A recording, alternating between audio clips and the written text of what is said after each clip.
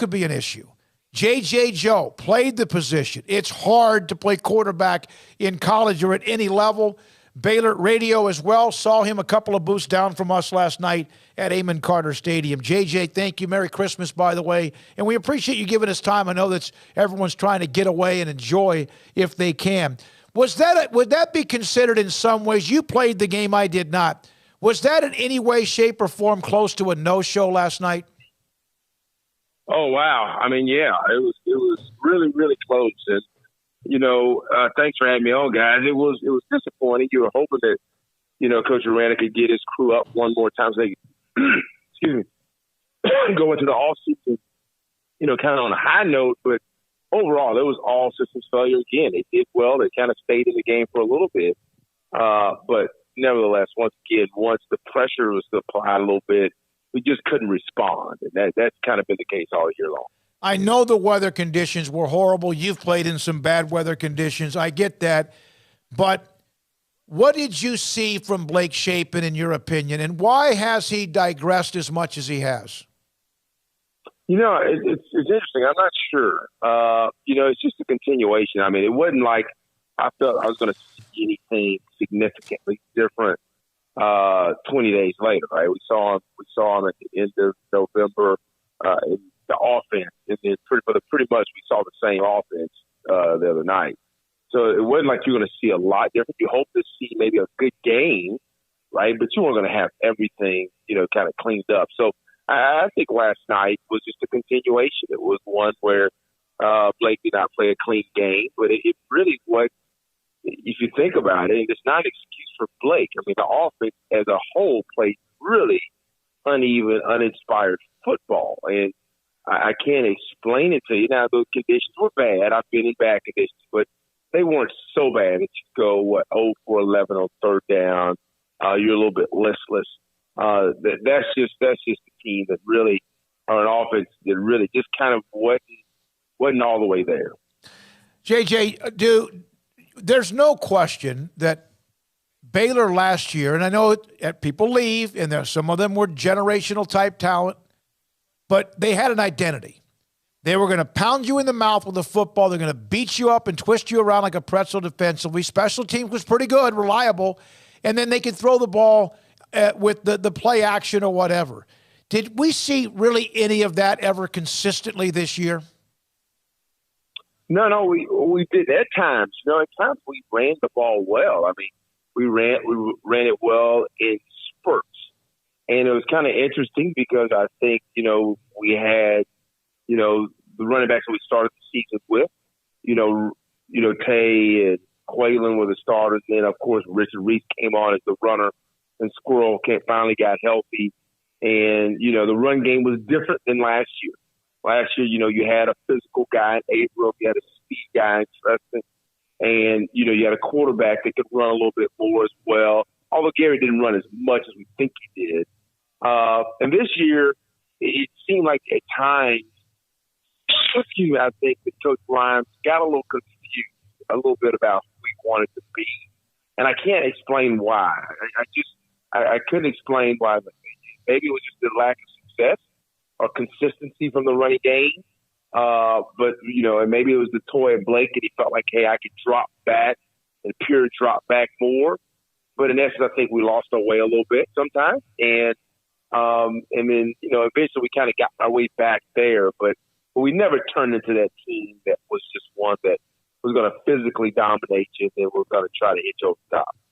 You don't just change to change, but, obviously there's a lot of anger, frustration, what went wrong, and Blake Shapen seems to be getting a lot of that like Charlie Brewer did, maybe not quite as much as Charlie did at the end of 2020.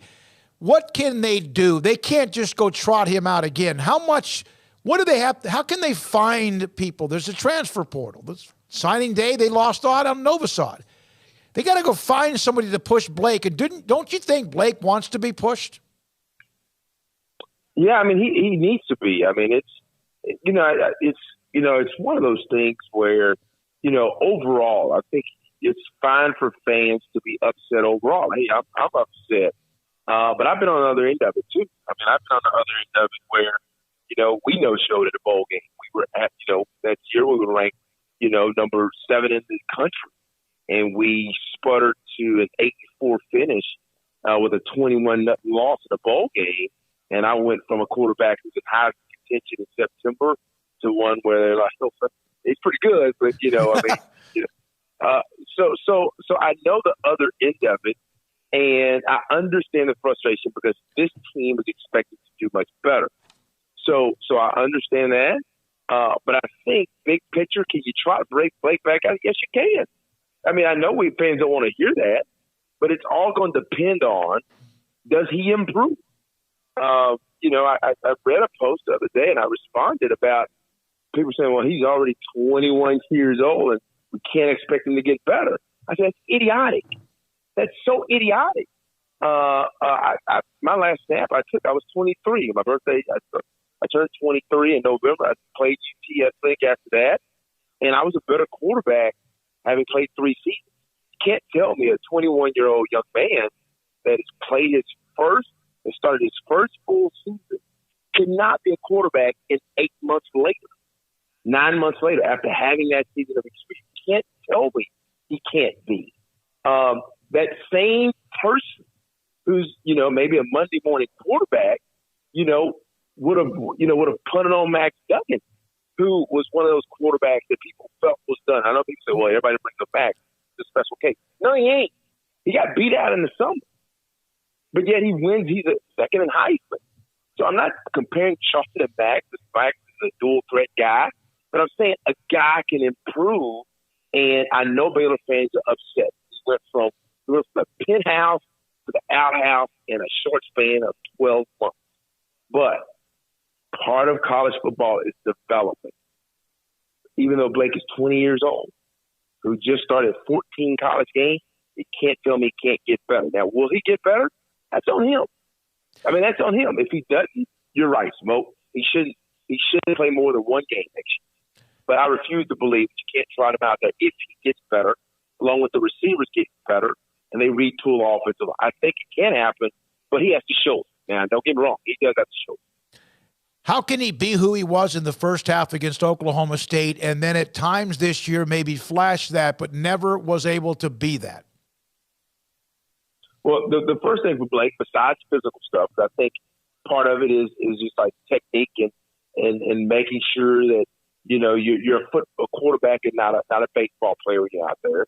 The next thing, of course, is decision making. The next thing is being comfortable seeing or anticipating coverages and what defenses are going to do to you. That I can tell this year he wasn't as comfortable. Now, that's where the development happens. The development to me happens where, okay, as a young man, yeah, I can clean up the physical stuff with my quarterback coach during the offseason. But the question is, will I get in the film room and video room, identify what defensive coordinators are trying to do to me, and then know what the answer is? There's a couple times in the game last night where I felt like Blake didn't know what the answer was. And you want to see him know the answer in the 13th game of the year. So can that stuff get better? Because I think you can see a vastly different quarterback if you have a young man who says, okay, on this down, hey, here's the coverage I'm expecting. Okay, I did get that. Well, here's my safe valve, or here's what I'm supposed to go. That can improve. So he has to get much better at that. And I think with a season under his belt, having the defensive coordinator show him everything this season that he's going to see. Blake is not going to see he's not going to see another coverage or another defense that he hasn't seen in his previous 14 starts. So now the question is, can he play better and anticipate what's coming when he lines up again if he ever gets that shot? As much as I hate to lose Austin Novosad to Oregon, that's the future. If that dude was playing next year, we'd be 6 and 7 again. Trust me. If he was playing, we'd be 6 and 7. So I hate it for 24, 25, but for 23, if you're not getting somebody with experience who has, some stuff under their belt, then you're going to be in trouble anyway. We saw right down the street, Smoke, in Austin, they had a guy who was one of the top-rated quarterbacks in the country. They didn't want him to throw the ball against Baylor. Yeah, they kind of just buttoned him down. They just and they didn't probably have to, but you're right. One of the most elite type whatever talents everyone's talked about, and he showed youth as well. JJ, if you were a quarterback, and this is not to be critical, but based on what we saw offensively this year, and yes, they lost some dynamic talent on both sides of the ball, but if you were a quarterback and you saw what Baylor has been at times this year, and more often than not on offense, would you want to play there? That's a great question. I think Grimes has a good, Zach Wilson didn't do it well. I mean, it's a wrong guy to bring up right now, but he had a lot of success in this offense. I think this offense, last year we saw what Gary and Blake combined did in 21 season and the 22 Sugar Bowl. I think you would. It wasn't great, but I think you would want to play here. But I think that the magic to me is Coach Aranda and his staff. The question is, can you get receivers? We've seen a transfer. They got a transfer here. You have some young guys here. Amani Winfield is a young guy. Josh Cameron's a young guy. They have a lot of young guys. If you can get young receivers, if you get a quarterback, but you got to get receivers. And I think Coach Grimes has shown that, hey, I'm willing to throw the ball. I'm willing to pass the ball if we have the right combination of talent. So, the question will be to me is Coach has to remember, like, you are a power running team, and this is Coach Aranda, and you want to commit, be physical. We're in Texas, man. We grow receivers, we grow quarterbacks, and you have to have something that's attractive to those young men, and you got to get them on your campus because at the end of the day, we're Texas. We're not, we're not Michigan. We're not up there up north. So I think you can, but the question will be first for me is getting the wide receiver talent here. You got to track those guys because I think that helps attract quarterbacks. And by the way, as frustrated as maybe you are or anyone else might be with what they saw, and the question I asked you was very fair, but Jeff Grimes, and he didn't forget everything in a year, no different than anyone else didn't do. It's just sometimes it's what you have to work with. But, boy, there's a lot of pressure, I'm sure, on the offensive coaches, Sean Bell, quarterback's coach, to make something happen also in the transfer portal and get this passing game because they made the decision, JJ, and I don't think not many people argued with it back in February, March, or whenever it was with Gary Bohannon and Shapen because of what we saw against Oklahoma State Big 12 championship game. In the end, is there a possibility they made the wrong decision? Yeah, it's all when you make a decision, Smoke, you can imagine. I mean, I would say look back on it and say, hey, man, should we have kept Gary around? And then, and maybe that would have given us a little bit more of a quarterback run game. But, at the time, I thought it was the better decision for them to really make sure that their throw game, their passing game was a little bit more efficient and dynamic. But they gave up something. And what you gave up was the quarterback run game. You kind of gave that up. And Blake did make up the differential. So the differential in the passing game did make up for the differential loss in the run game, the quarterback run game. And that's the risk you take. So could they have made the wrong decision? Possibly, yes. But I think if the wrong decision was made, I think I put this on Sic'Em 365 article, was the loss in leadership. Because the one thing I'll say about this team, as much as they had some championship DNA, is that they lost a lot of guys with grit. They lost a lot of those guys who went through the 1 and 11. Mm-hmm. Gary was one of those guys. Treston was one of those guys.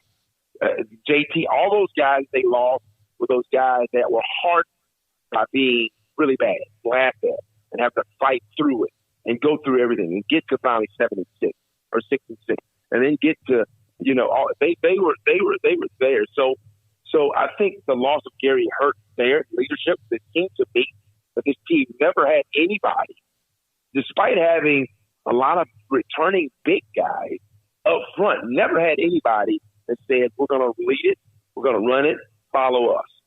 And to me, that was the real issue with this team, is that none of the big guys really took the mantle and decided to lead this team like Terrell and Jalen did last year. They just didn't. I'm not saying this happened, and I know you got to go, and thanks for fighting through. I know you got a little head cold, and last night, I mean, if anyone went to Fort Worth in a booth or not and didn't come away with a head cold, then they're not human. The NIL, we know what's happening. People are able to do it, and they're doing it well. And some are doing it more blatantly than others, and they can. Do you feel like maybe Baylor is kind of, maybe even Dave Aranda admitted this last night in the postgame, they're kind of struggling with how they want to do that? They know it's there. They know they have to do it, but they're trying to do it a better, like an even more like right way, so to speak, and that could create any kind of a friction or so within the players on the team? Yeah, it's a slippery slope. I'm a believer in allowing players to, be compensated simply because I've been on the other side as well. I keep saying that, but this is the deal where it's like they didn't regulate it. They it's a whole, and not only they're not regulated, they were forced into it. So we're here. So Baylor has to figure out if they want to play big boy football. Smoke, that's all it is. Our fans got to decide if we want to be a big boy program. Our coaches figure out if we want to be a big boy program. Our ADs and presidents need to figure out if we want to be a big boy program. All in the same vein of there's a certain way we're going to do stuff. I get it. Because I think, you don't want to be, not to put anybody on the bus, you don't want to be like we heard like A&M. I don't know if they were like that, but they talked about A&M really kind of going after a huge NIL money. Because that's not the industry. Everybody thinks just go get NIL, it's great. Well, you know what the problem is, Smoke? You got a locker room. Yep. That's the problem. Okay? And like, you got a locker room, and if I got all these new guys making all this money, they sure better be able to ball. Because as soon as they came ball, you got locker room problems. That's what A&M had this year, right? Yep. You didn't think about it. Texas had a quarterback down there making a whole bunch of money. Well, they got a quarterback now coming in making more money. So, I mean, you don't want to – I don't think Baylor wants to be safe, right? But at the end of the day, you do have to decide if you're going to be a big boy program. And I think that's where Baylor is. The landscape is shifting, and everybody is having to decide, hey, are we going to be a big boy program from a fan perspective? And look, yeah, I mean, like there's a base level of support you got to be willing to give these players because it's just what it is now. I know it's hard for us to say it, but that's what it is. Yep. And then I think the coach got to figure it out. The fans got to figure it out as well. But we'll see. I mean, this will be something that we'll keep putting up with over the next, I would say 36 to 60 months before they decide kind of how we're going to do it. They didn't build all these facilities up and down, MLK and University Parks and off the river to not be a big boy program. And then, of course, something changes in the middle of all that. JJ, seriously, I know you're battling your throat being a little bit raspy. Thank you very much. Love your commentary. Appreciate your insight and your true serum. I hope we answered some questions for some people today, and we appreciate it. Merry Christmas to you and the family. Hey, you guys, you take care as well. Merry Christmas to you, Smoke. Take care. Right. JJ Joe, former Baylor quarterback and also Baylor color analyst on the radio broadcast. And I mean, he